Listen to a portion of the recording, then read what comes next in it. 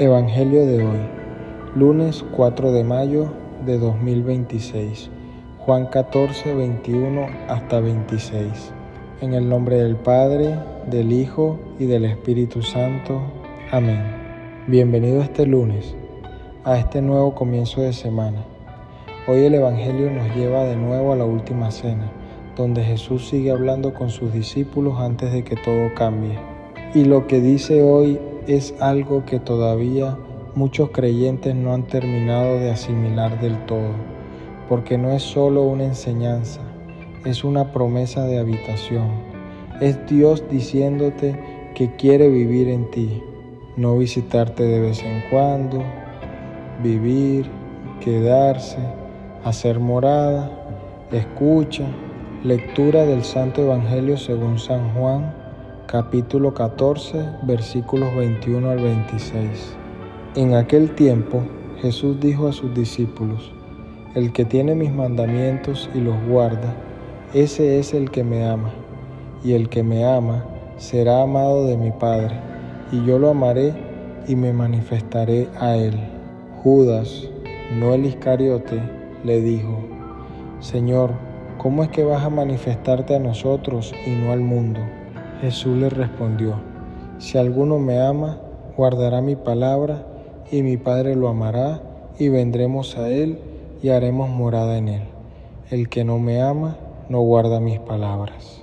Y la palabra que escucháis no es mía, sino del Padre que me envió. Os he dicho estas cosas estando entre vosotros. Pero el Paráclito, el Espíritu Santo, que el Padre enviará en mi nombre, os enseñará todas las cosas y os recordará todo lo que yo os he dicho. Palabra del Señor. Antes de entrar en las palabras de Jesús, quiero que te detengas en la pregunta que hace Judas, el que no es Iscariote, porque es una de las preguntas más honestas y más desconcertadas que se hacen en la última cena.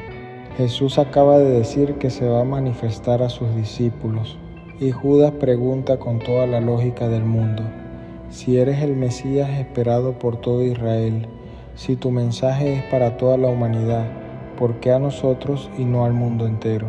¿Por qué no apareces de forma pública, definitiva, indiscutible, para que nadie pueda seguir dudando?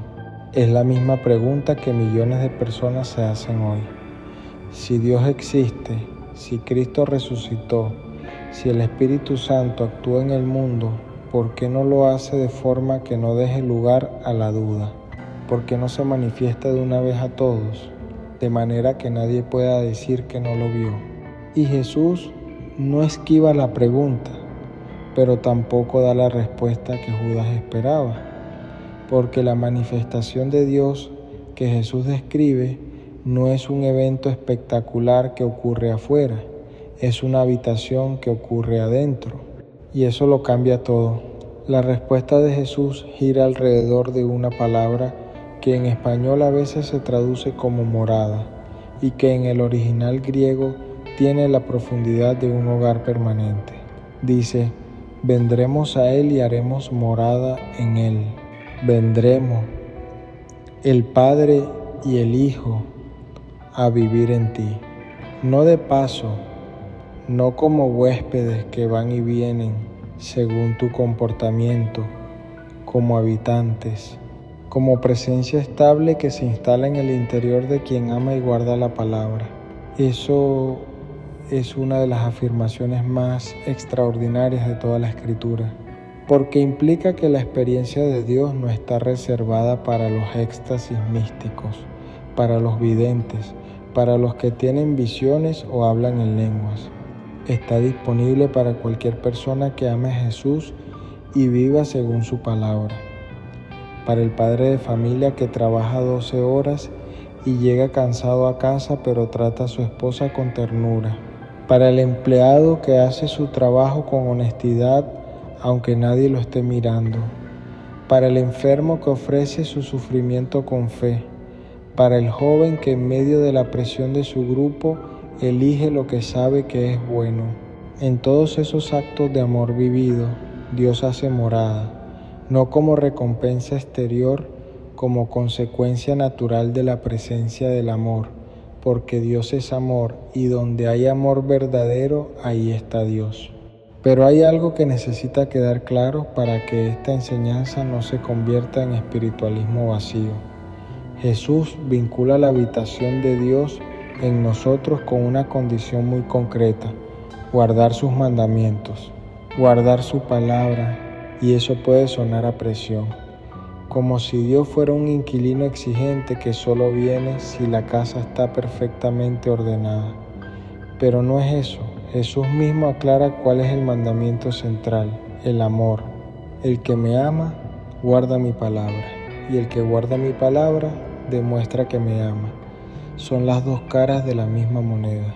Guardar los mandamientos no es una lista de reglas para merecer la presencia de Dios. Es la forma concreta en que el amor se hace real en la vida cotidiana. Porque el amor que no tiene expresión en la conducta no es todavía amor pleno. Es una emoción, un sentimiento, una intención, pero el amor que dice sí a Dios con la vida, que elige la verdad cuando cuesta, que sirve cuando preferiría descansar, que perdona cuando tiene todo el derecho de no hacerlo, ese amor es el que abre la puerta a la morada de Dios.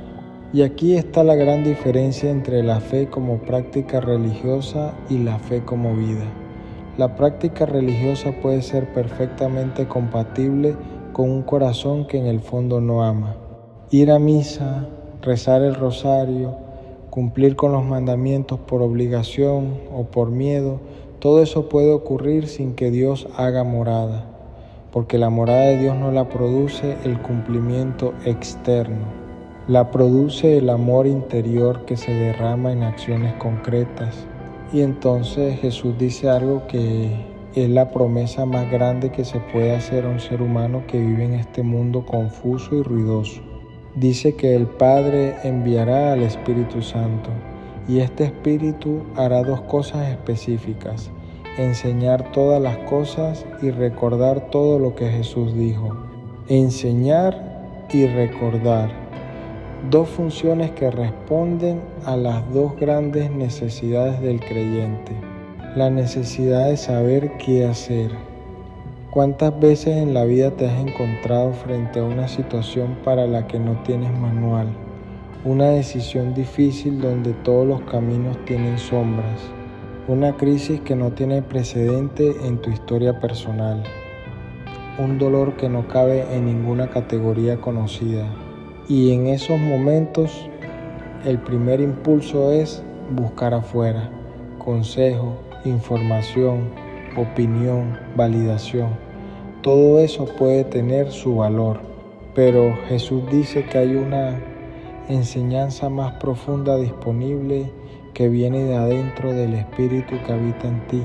Una sabiduría que no se aprende en libros, sino que se recibe en la quietud, en la oración, en la disponibilidad de quien está atento a lo que Dios quiere decir.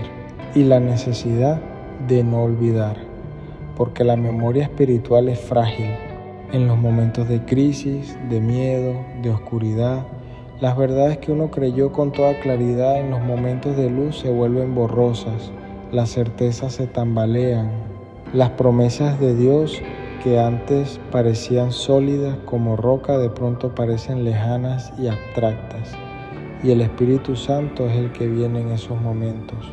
Y recuerda, no con una voz audible necesariamente, con una paz que aparece de pronto en medio de la tormenta, con una palabra que regresa a la mente en el momento exacto, con una certeza interior que no viene del razonamiento, sino que simplemente está ahí sosteniendo.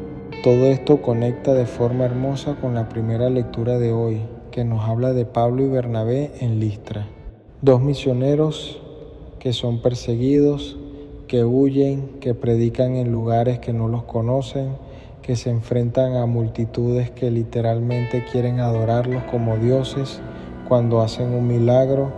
Y en todo ese caos exterior, en toda esa turbulencia de viajes y persecuciones y malentendidos, siguen avanzando, siguen predicando, siguen sirviendo. ¿Por qué pueden hacer eso? No por carácter fuerte, no por una personalidad naturalmente resistente, sino porque llevan la morada de Dios dentro. Porque el Espíritu Santo que Jesús prometió esa noche en la última cena es real en sus vidas, y esa presencia interior lo sostiene aunque todo lo exterior se agite. Eso también es lo que el Espíritu quiere producir en ti esta semana. No una vida sin turbulencias, sino una estabilidad interior que ninguna turbulencia exterior puede quitar. Una morada de Dios en tu corazón que sea el punto fijo desde el que todo lo demás se ordena. 3 consejos prácticos para llevar hoy. Primero, haz de tu interior un lugar de bienvenida. Esta semana, en algún momento del día, en lugar de lanzarte directamente a la acción o al ruido, detente 5 minutos y di en silencio: Padre, Hijo, Espíritu Santo, sois bienvenidos aquí. Haced morada en mí hoy. Esa invitación consciente, repetida, va formando en ti la disposición interior de quien sabe que Dios habita en él y vive desde esa certeza. Segundo, cuando no sepas qué hacer, pide al Espíritu que enseñe antes de buscar afuera. La próxima vez que enfrentes una decisión difícil, antes de llamar a alguien o de buscar información en internet, detente un momento y pide: Espíritu Santo, enséñame. Dame sabiduría, no como sustituto del discernimiento humano, sino como primer paso. Ese hábito cambia la forma en que procesas la vida.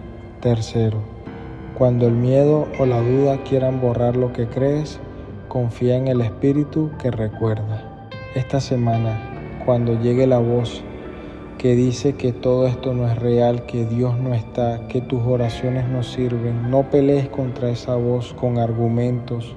Simplemente di: Espíritu Santo, recuérdame lo que sé que es verdad, y luego quédate quieto un momento. El que habita en ti es más fiel que tus sentimientos. Señor Jesús, hoy escucho algo que todavía me cuesta creer del todo: que tú y el Padre queréis hacer morada en mí, no visitarme, vivir en mí, y reconozco que a veces vivo como si esa morada estuviera vacía, como si tuviera que buscarte lejos. Cuando llevas todo este tiempo aquí adentro, ayúdame a vivir desde esa certeza, a tomar decisiones desde la conciencia de que no estoy solo, a servir, a amar, a perdonar desde la fuerza de quien lleva a Dios habitando en su interior. Y Espíritu Santo, enseña lo que yo no sé, recuerda lo que el miedo quiere borrar, sostén lo que mi fuerza no alcanzan a sostener. Gracias porque elegiste habitar en mí, que yo elija siempre habitar en ti. Amén. ¿Hay algún área de tu vida donde todavía no has dejado que Dios haga morada? No como condena, sino como pregunta honesta para esta semana. Cuéntamelo en los comentarios si quieres. Te estoy leyendo.